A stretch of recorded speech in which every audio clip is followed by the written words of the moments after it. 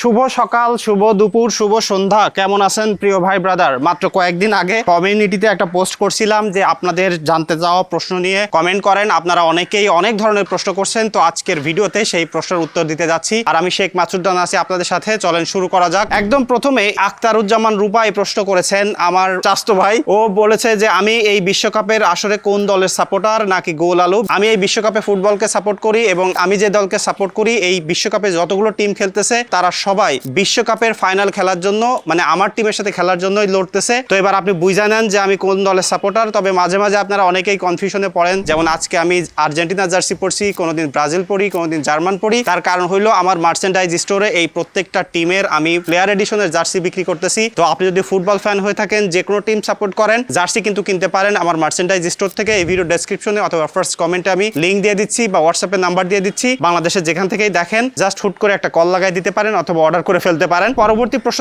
করেছেন হলো এমডি রিয়াদ হোসেন। উনি বলতেছেন যে এটা শুরু আগে কি করতেন এবং যারা নতুন শুরু করতে চায় এই বিষয়ে বলবেন, পারলে এটা নিয়ে 5-7 মিনিটের একটা ভিডিও করবেন আশা করি। দেখেন, আমি এই টপিক নিয়ে একটা ভিডিও বানানোর জন্য অলরেডি স্ক্রিপ্ট রেডি করে রাখছি প্রায় 5-6 মাস আগে। তবে বিভিন্ন কারণে আসলে ভিডিওটা দেওয়া হচ্ছে না। তবে আমি জেনুইনলি বিশ্বাস করি যে আমাদের দেশে এখন অনেকেই কন্টেন্ট ক্রিয়েটর হতে চান, কিন্তু সত্যি বলতে সঠিক গাইডলাইন পাচ্ছেন না। তো এই ব্যাপারে আমি একটা ডেডিকেটেড ভিডিও ভেরি সুন আনবো ভাই। থ্যাংক ইউ সো মাচ বিষয়টা তুলে ধরার জন্য বা বলার জন্য। আর আমি এই ইউটিউব করার আগে চাকরি করতাম অ্যাজ এ ভিডিও এডিটর হিসেবে, তারপরে অ্যাডমিন হিসেবে চাকরি করছি এবং এই চাকরি করা অবস্থায় প্রায় 3 বছর একাধারে কন্টেন্ট বানাই গেছি। তারপরে চাকরি ছেড়ে দিয়েছি, এখন ফুল টাইম কন্টেন্ট বানাই। এবং এর পরবর্তীতে আমি দেখতে পাচ্ছি FMT ফেরদৌস, উনি বলেছেন যে ভাই আপনি কয়টা বিয়ে করছেন, আগামীতে আর বিয়ে করার ইচ্ছা আছে কিনা। এখানে 9 জন হাহা লাইক দিয়েছে, মানে সবাই মজা পেয়েছেন বিষয়টা দেখে, আমিও মজা পেয়েছি। তবে ভাই আমি বিয়ে করছি একটা, এরপরে বিয়ে করব কিনা এই ব্যাপারটা আমি আসলে এখানে উত্তর দিতে পারতেছি না, কারণ আমার প্রত্যেকটা ভিডিও আমার বউ দেখে। তাহলে চিন্তা করেন এই ভিডিও পাবলিশ হওয়ার পরে আমার অবস্থা কি হবে। তবে এরপরে দেখতে পাচ্ছি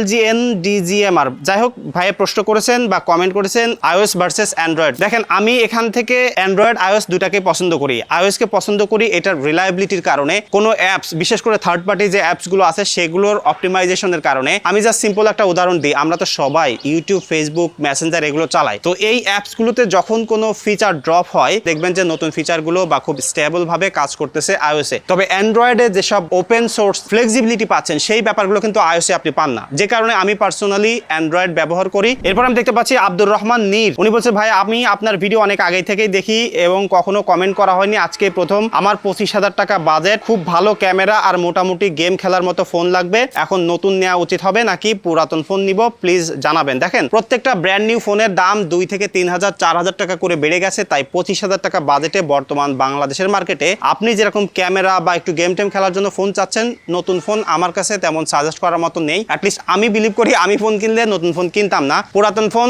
পিক্সেল 7a কিনতে পারবেন 22,500 টাকায়। 30-35,000 টাকা ফোনের সাথেও কম্পেয়ার করলে ওইটাই বেস্ট হবে। ওই ফোনটা আপনি যদি কিনতে চান, আমার রিভিউ দেওয়া আছে, ফুল ভিডিও দেওয়া আছে বিস্তারিত সব ধরনের টপিক নিয়ে। আপনি একটু ভালো করে দেখে ডিসিশন নেন, যদি আপনার সাথে রাইট ফিট হয়, that is going to B the best phone under 25K। এরপরে আমি দেখতে পাচ্ছি বাপ্পি কমেন্ট করছেন যে camera centric phone, casual gaming, এই দুইটা মাথায় রেখে প্রিয়ন ফোন হিসেবে 2026-এর এই সময় এসে স্যামসাং গ্যালাক্সি S23 আর S24 FE কোনটা বেটার অপশন হবে। এই প্রশ্নটা আমার কাছে খুব ভালো লাগছে, কারণ এটা খুবই কনফিউজিং। আপনারা অনেকে কনফিউশনে পড়ে যাইতে পারেন, কারণ বর্তমানে S23 এবং S24 FE মোটামুটি একটু কাছাকাছি দামে পাওয়া যাচ্ছে। এই দুইটা ফোন থেকে আপনার যে ইউজার পার্সপেক্টিভ, সেই জায়গা থেকে আমি বলবো যদি একটু নিশ্চিন্তে থাকতে চান লং টাইম ধরে ব্যবহার করার জন্য এবং রিলায়েবিলিটি ম্যাটার করে, তাহলে S24 FE-টা নিতে পারেন। এটা একটু তুলনামূলকভাবে নতুন ফোন, তাই রিস্ক একটু কম আছে। আমি পার্সোনালি অনেককে এই ফোনটা অফলাইনে অনলাইনে সাজেস্ট করতেছি। এরপরে দেখতে পাচ্ছি ফরহাদ হোসেন ভাই প্রশ্ন করেছেন যে ভাই এই মুহূর্তে S26 আলট্রা ভালো হবে নাকি এই বাজেটে ইউজড iPhone 16 Pro Max ভালো হবে। দেখেন, আপনার যারা আইফোন কিনতে চান তারা কিন্তু শুধুমাত্র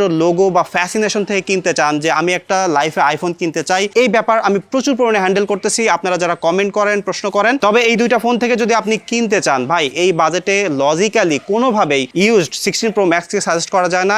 S26 আলট্রা আপনি লং টাইম ধরে ব্যবহার করেন, ভিডিও করেন, ফটো তোলেন বা যে কোনো অ্যাঙ্গেল থেকে যদি আপনি এটার সাথে কম্পেয়ার করেন, তাহলে S26 আলট্রাটাই একটা বেটার অপশন আর কি। সো এরপরে আমি দেখতে পাচ্ছি মারুফ হাসান ভাই প্রশ্ন করছেন যে ভাই 50K তে ইউজড কোন আইফোনটা বেস্ট হবে। দেখেন, আইফোন কিনতে গেলে প্রত্যেকটা প্রাইস সেগমেন্টে খুব বেশি অপশন থাকে না, 2-1টা করে অপশন থাকে এবং এই বাজেটে বর্তমানে iPhone 13 Pro পুরাতন পাওয়া যাচ্ছে।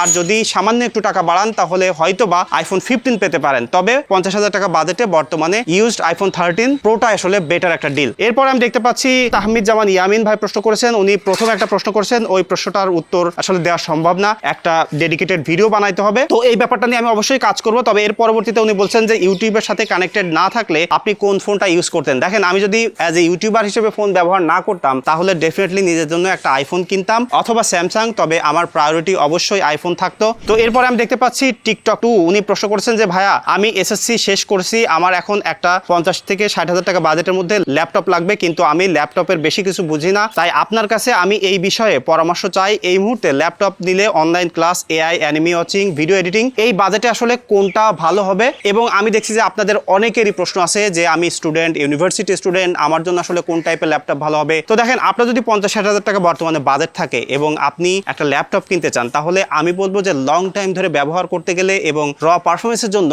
আপনার উচিত একটা পুরাতন ম্যাকবুক কেনা M2 সিরিজের পরে যে কোনো চিপের। এখন 50-60 হাজার টাকা বাজেটে হয়তো বা আপনি নাও পাইতে পারেন, সেক্ষেত্রে আমি বলবো আপনি অ্যাজ এ স্টুডেন্ট হিসেবে হয়তো ফ্যামিলি থেকেই টাকাটা দিচ্ছে, মানে একটু কষ্টও হয়, তাহলে একটু সময় নিয়ে আপনি অ্যারাউন্ড 70 হাজার টাকা বাজেট করে একটা ল্যাপটপ কেনেন, তাহলে হবে কি ওই ল্যাপটপটা একটা গুড ইনভেস্টমেন্ট হবে, লং টাইম ধরে আপনি ব্যবহার করতে পারবেন এবং ইন ফিউচারে যদি আপনি সেল করতে চান তাহলে কিন্তু ভালো প্রাইসে রিসেল করতে পারবেন। আদারওয়াইজ যদি এই বাজেটে আপনি উইন্ডোজ কেনেন তাহলে অনেক পাবেন, কিন্তু আমি বলবো যে ফিউচার প্রুফ হিসেবে এবং র পারফরমেন্সের ক্ষেত্রে উইন্ডোজ অনেক পিসি আছে এই বাজেট সেগমেন্টের নিচে, বিশেষ করে অ্যাপেলের M সিরিজের প্রসেসর মার্কেটে আসার পরে। এরপরে দেখতে পাচ্ছি সাব্বির আকন্দ প্রশ্ন করেছেন, হাই রানা ভাই, আপনি গ্রামে এসে যে ভিডিও করছেন প্রত্যেকটি দারুণ হয়েছে, শহর থেকে গ্রামে শিফট হয়ে গেছেন নাকি? Love from Mymensingh. ময়মনসিংহ থেকে দেখার জন্য অসংখ্য ধন্যবাদ ভাইয়া। আপনারা বাংলাদেশের বিভিন্ন প্রান্ত থেকে আমাকে প্রচুর সাপোর্ট করেন, ভালোবাসেন, যে কারণেই আমি আজকে এই পর্যন্ত আসতে পারছি। So thank you so much ভাইয়া। আর আমি এখনো গ্রামে শিফট হইনি, ঈদের জন্য গ্রামের বাড়িতে গিয়েছিলাম, এখন শ্বশুর বাড়ি পিরোজপুরে আসি। এলাকায় যখন যাই আমি চেষ্টা করি ওই এলাকায় ঘুরে ফিরে ওইখানকার টপিক নিয়ে কিছু ভিডিও বানানোর।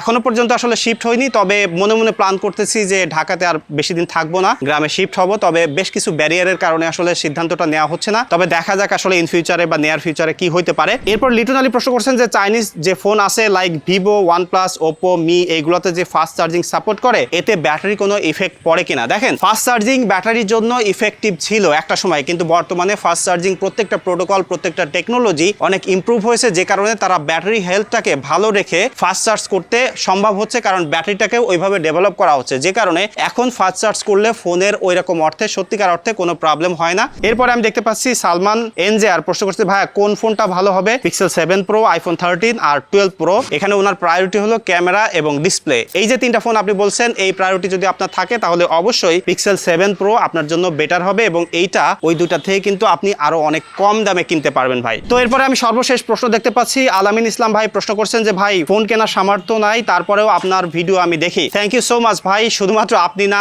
আমারও সেম অবস্থা, যখন আমি কন্টেন্ট বানাইতাম না তখন, ইভেন এখনো আমি বিভিন্ন ফোনের ভিডিও দেখি, বিভিন্ন প্রোডাক্টের ভিডিও দেখি, যেগুলো আসলে আমি কিনতে পারবো না বা কেনার অকাত নাই। আমি প্রযুক্তি প্রেমী, আপনিও একজন প্রযুক্তি প্রেমী, এবং আমার ভিডিও যারা দেখেন তারা সবাই আমরা আসলে প্রযুক্তিকে ভালোবাসি, তাই ভিডিও দেখি। ভাই ধন্যবাদ আপনাকে সাথে থাকার জন্য। আর এখনো পর্যন্ত যদি আপনি ভিডিও দেখে থাকেন তাহলে আপনাকে তো অবশ্যই ধন্যবাদ, কারণ আপনাদের জন্যই এই কন্টেন্ট বানানো সম্ভব হয়। সো এই ছিল আজকের ভিডিও, দেখা হচ্ছে পরবর্তী ভিডিওতে। ধন্যবাদ সবাইকে।